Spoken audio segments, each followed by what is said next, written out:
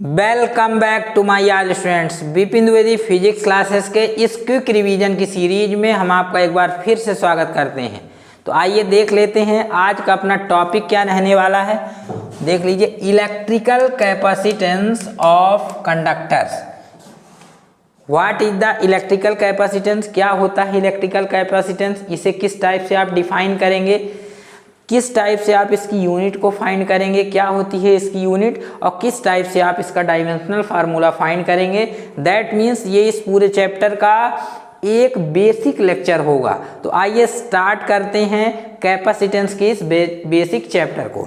देख लीजिए, सबसे पहले बात करेंगे, यहाँ पर एक इम्पॉर्टेंट बात आपको ध्यान में रखनी होगी।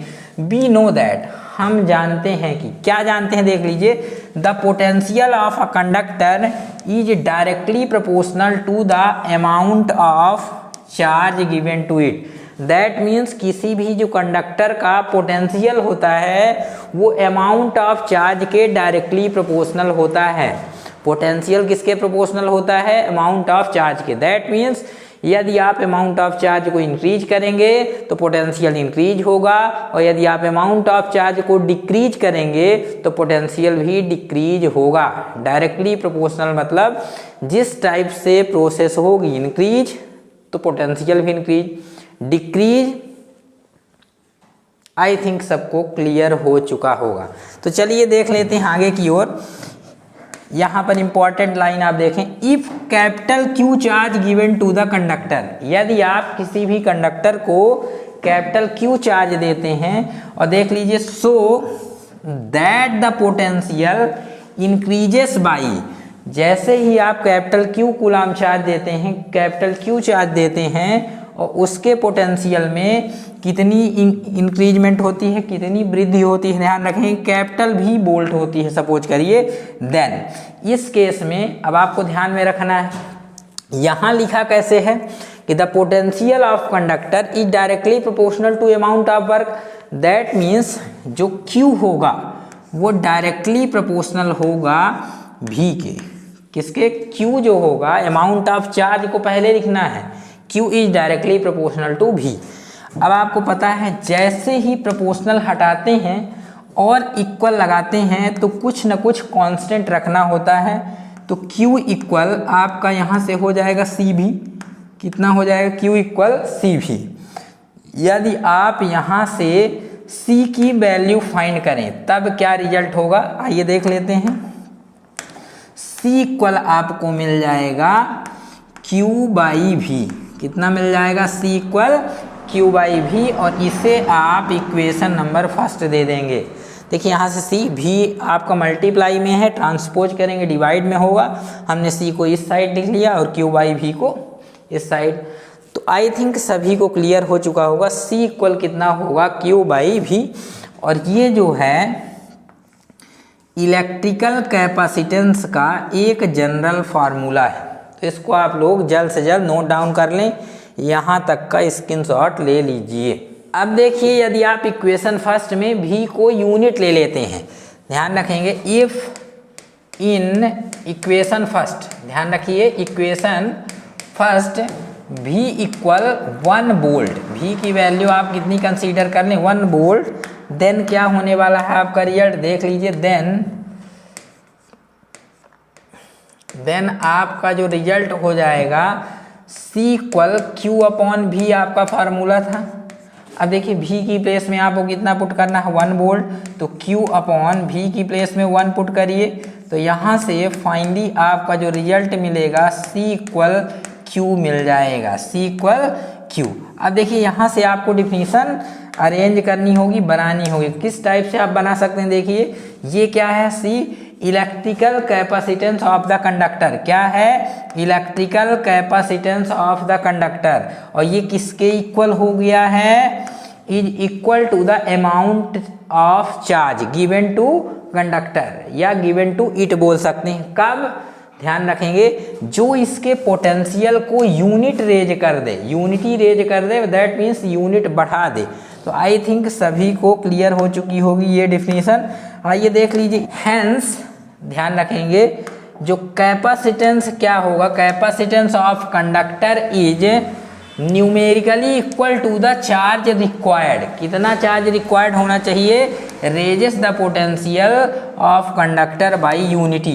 देखिए डिफिनीशन को लर्न नहीं करना है, यहाँ से एक बार आपको और समझना है। Capacitance of conductor is numerically equal to the, जो कैपेसिटेंस ऑफ द कंडक्टर है वो न्यूमेरिकली इक्वल होगा किसके, अमाउंट ऑफ चार्ज रिक्वायर्ड, कितना, अमाउंट ऑफ चार्ज आप देख लीजिए, द चार्ज रिक्वायर्ड या अमाउंट ऑफ चार्ज भी आप नोट डाउन कर सकते हैं, required to raise the potential, इसके पोटेंशियल को जो बढ़ा दे किसके, कंडक्टर के, बाई यूनिटी।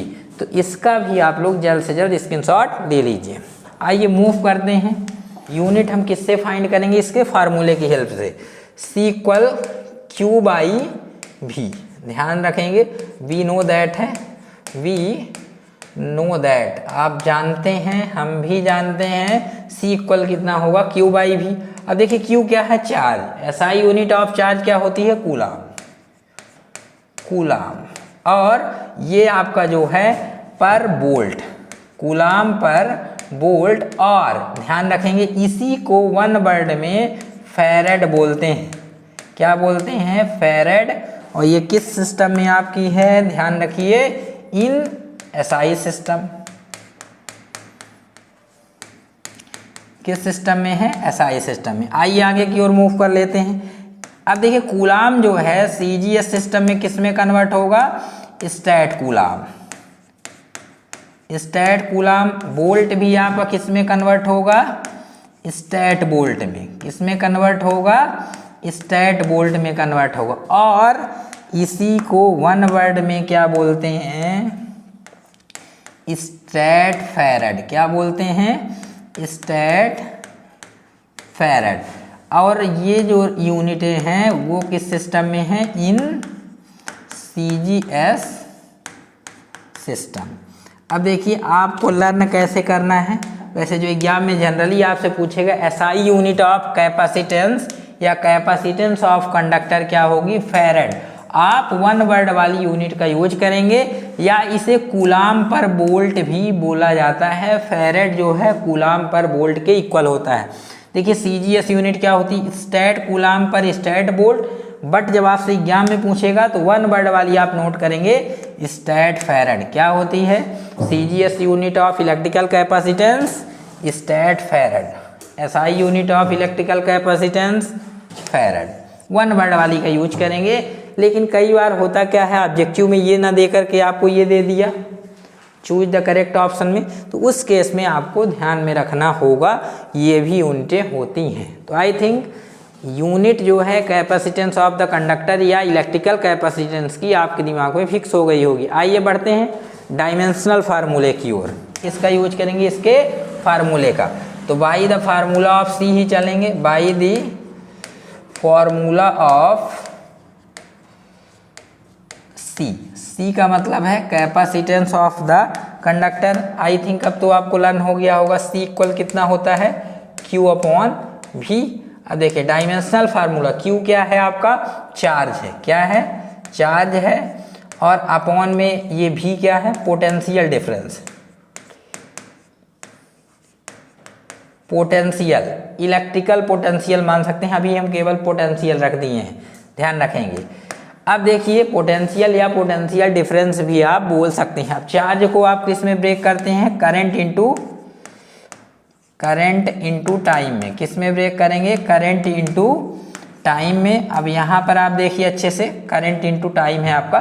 अब देखिए यहाँ पर पोटेंशियल जो है, इलेक्ट्रिक पोटेंशियल आई थिंक पता होगा आपको, V equal to W upon Q होता है, that means work upon charge. कितना हो जाएगा, वर्क अपॉन चार्ज। अब देखिए ये जो चार्ज है वो थर्ड नंबर के डिवाइड में जा रहा है, दैट मीन्स ये न्यूमरेटर में चला जाएगा, तो ये हो जाएगा आपका charge into current into time,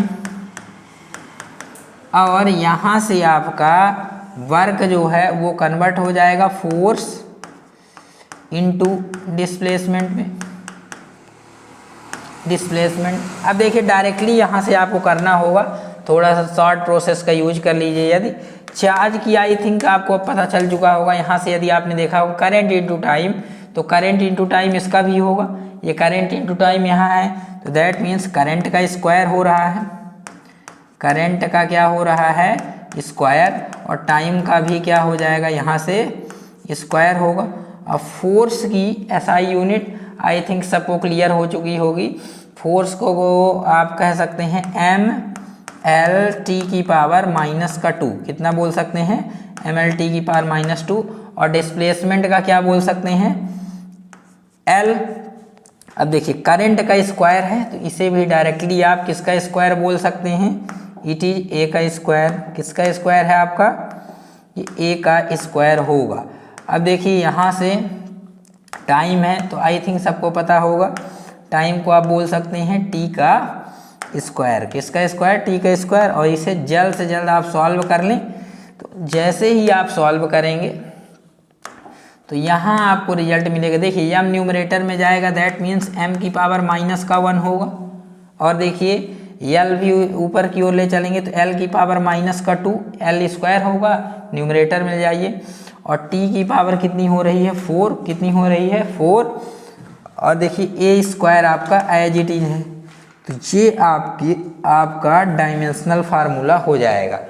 तो thanks for watching this video, मिलते हैं नेक्स्ट लेक्चर में, धन्यवाद।